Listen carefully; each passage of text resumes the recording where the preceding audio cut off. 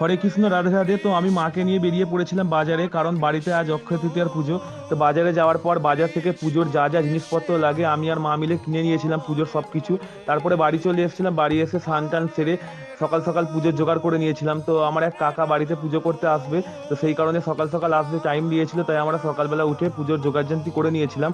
আর আমাদের বাড়িতে এই অক্ষয় তৃতীয়ার পুজো দিয়েই আমার বাবা ব্যবসা শুরু করে।